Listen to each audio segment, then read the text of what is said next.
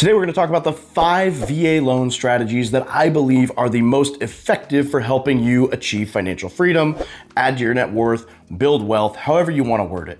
Now, for those who are new to the channel, I'm Dave, the military millionaire. I went from negative net worth, flat broke, sergeant in the Marine Corps after 7 years, and in the next 5.5 years, I bought up to 116 rental units. That's, apartments, RVs, homes, whatever, not just VA loan stuff.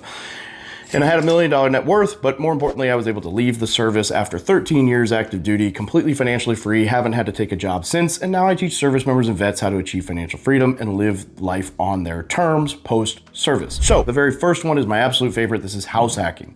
I teach entire free webinars on house hacking. You can go find the recording on the YouTube channel. It's like an hour long, maybe an hour and a half if you count the Q&A. We really deep dive this strategy. The long short is you buy a duplex, you buy a triplex, you buy a fourplex, you live in one unit, you rent out the other units, and your tenants pay for you to live there. Or you buy like a 5-bedroom house and you rent out 3 or 4 bedrooms to other people and they help pay for you to live. Or there's other ways to do it. You could buy a house and park an RV that you rent out. You could turn a garage into a small, unit and then rent that space out. You could turn the garage into a small unit, live in the garage, rent the house out. You could put a tiny home out back. I have one here. I live in the tiny home and I used to Airbnb this entire upstairs. Now I blow money by wasting it and using it to host parties and film YouTube videos. So, it is what it is. But when it was at Airbnb, it paid me to live here. There's a million ways to skin this cat, but the long short is you find a way to buy a property where you can rent space out on the property to cover your cost of living, because your cost of living is your largest expense. And if you can take it from $2,000 or $3,000 a month for housing, mortgage, rent, whatever, to zero to live somewhere, that's $2,000 or $3,000 a month that you can save to reinvest elsewhere, which will just, imagine how much further $30,000 a year goes towards buying real estate. That could be, depending on where you buy, that could be a house a year. That'll get you financially free very quickly. Or that's 30 grand you could put in an index fund. Like that goes very far compared, on top of what you were already investing. That's why I love this strategy. Why I teach so much about it. All right, the second one is buying a value add property. So with the VA loan, you can do a renovation loan. It's still zero down. It's very similar to the FHA 203K loan, where you buy a house that needs work, so it's a fixer upper, and then you renovate the property and then you move in. Now there's a couple things. One, you need a VA approved contractor. You can't just do the work yourself. Sorry, the bank wants to bet on somebody who's passed whatever requirements for the VA to be approved as a contractor. You're going to have to provide like a full scope of work with them and estimates and everything. And it's going to have to meet, there's rules as far as like, if you buy it for 100, you put 50 and it has to appraise higher than that 150, which is your all-in cost by a margin. And so there's all these things you have to meet. It's also a more complicated loan process, so it's gonna be a little bit of a longer closing period, and a lot of lenders will just tell you that it doesn't exist, because the reality is they're not gonna tell you, well, we don't do it, go to that person. They'll tell you, find a different property, right? It does exist. I can introduce you to lenders who do it. It's not a simple process per se, but it is one that works, and it can be very effective if utilized properly. Now you could do this renovation on like a gut or a fire or something that had a lot of damage or whatever, but you could also just buy one that's cosmetically out of date and update it, i.e. paint and trim and carpet and flooring and kitchen and bathrooms, and increase the value significantly by just bringing it up to a modern living type of home. So there's a couple different ways you can do that. The other, when I say value add, it could be that you're just buying a house where, say, there's a misutilized bedroom.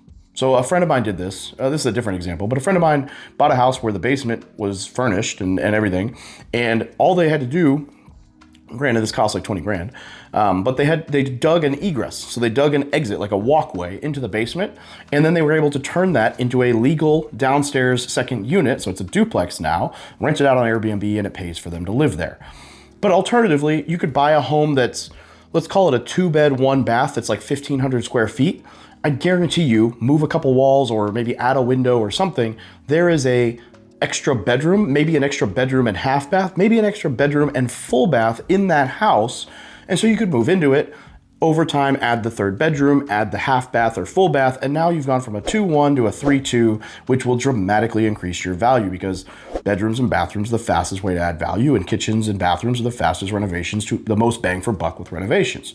So you buy a property where you can increase the value via adding space that's permitted, or adding and livable, or adding making it look modern and more valuable, And those kinds of things will increase your net worth by adding value to the home. Number 3 is simply using the VA loan to buy in strategic locations. So when I say strategic locations, I simply mean path of progress. So this could be you buying a home where you know that eventually somebody's going to turn it into that area into a strip mall, and they are going to want to demo that home and buy it at a premium in order to, secure the land. Or example, if you bought the house that it was the last house for a local college that they need to demo an entire block in order to add a dormitory, you could probably charge a premium. Now, those aren't guarantees, so those are a little bit more advanced strategies. The easier way to do this is to just make sure that you buy in the part of town that is going up. So in, say, where I live, the town is growing south and southwest. So if you bought south and southwest of town, over time, you can assume that the value of everything else going up will help you. So if you buy in the path of progress, where the city's moving, where they're building, where the city's putting in, grants, and they're giving tax breaks and all these different ways that you can scout out path of progress to say, hey, even if I don't do anything to this home, it's going to go up in value faster because the entire area is, and a rising sea raises all ships, right? I should say that is a little bit more speculative based on appreciation. So make sure that it's still, I always like to try to buy homes that I can afford to live on, i.e. when you move out, it'll at least cover its own expenses in rent, because you don't want to be stuck holding a mortgage on something hoping the market goes up to bail you out. All right, number 4 is these are some future strategies. So the very first one here being the IRRRL, which is the interest rate reduction refinance loan. This is a great way to drop your rate. It's a good way to hedge bets right now. Say you lock in a 7% today. Maybe you're afraid to buy because you're like, well, what if rates go down right after I buy? Well, when you lock in a 7 today, you're hedged, because if rates go up, great, you locked in the lower rate. But if rates do go down within 210 days or 6 payments made, you can execute the IRRRL, which is the interest rate reduction refinance loan, sometimes called the streamlined refinance. And basically, it will just drop your rate. It does reset your amortization cycle to that 30 years, but it doesn't let you pull money out. It just drops your rate. There's a couple stipulations here. The rate has to drop at least 0.5%. So if you had a 7, you can't use this unless you get at least a 6.49 or lower, or 6.5 or lower on the new rate. There is a 0.5% funding fee. So that will get wrapped into the loan. So, factor for that, unless you're 10% disability or higher or an active duty Purple Heart recipient. So that's the way that you get the funding fee waived, same as with buying. And the third piece is you have to recoup all of the costs associated with this refinance within 36 months. So what that means is if you drop your rate and it lowers your payment by $100 a month, then it could cost you up to $3,599 to execute this refinance. If it was $3,600 or $3,601, then at $100 saved per month, you would not recoup within 3 years or 36 months that $3,601. You'd be $1 short. And so all of your costs and fees associated need to be recouped within 3 years based on how much money you're saving. Which is why I usually don't recommend people do this until it drops at least a full interest rate percentage or lower. Some other really cool things with this though, there's no credit verification or income verification, and you no longer have to occupy the home. So let's say you bought a house in San Diego County, you moved back to Missouri or whatever, or you get deployed, and now let's say even in that situation, worst case scenario, like you got divorced and the divorce took your credit, like you had to you're just shot. Your credit's terrible, you don't have a job yet because you just got out of the military, and you don't live in the house, so you have no credit, no income, don't live there anymore. You could still use this as long as you meet those 3 criteria: 36-month recoup, 0.5% lower, and at least 6 months payments made, because the VA assumes, hey, if you were able to make, call it a $3,000 a month payment for the last 6 months, we're assuming you can still make a $2,800 payment because it's less, right? This is the only refinance that I know of where you can do it without credit, income, and living in the home, which is just an incredible benefit. I had a buddy do this on 2 during the pandemic where he was stationed overseas or deployed, and they were back in the States and they were tenant occupied, and he was able to lower the rate significantly. The second part of that is restoring entitlement, which is really, really, really cool, right? Because it allows you to restore your entitlement, right? So the way this works is there's no longer a limit to what you can buy for your first home. You can go $2 million zero down as long as the bank approves you for that. That being said, after your first use, there's what we call county loan limits. So every county has their own limit for how much you're actually allowed to use of the VA loan, and that comes into effect after your first use or when you do not have full entitlement. So let's say you bought your first house for $400,000, you live where the VA loan limit is $1 million, your second house is gonna be $500,000, so that'd be $900 total. You're still within that $1 million and you can go ahead and buy both of those 0 down. If, on the other hand, your first house was $850,000, you'd only have $150,000 left to that $1 million county loan limit. And when you go to buy that second one, you'd either have to come out of pocket 25% of everything over $150,000, probably ruins the deal for you using the VA, or you have to recoup entitlement. There are 2 ways to do this. The very first is to just sell the first house. Whenever you sell all your properties that are owned by VA, it resets your entitlement. We call that restoration of entitlement. And that's a great way to do it. The alternative is you refinance that loan, if you have enough equity, into a conventional loan. And so it's not a VA loan anymore. And then you can use a one-time restoration of benefits, which is where you can one time restore it.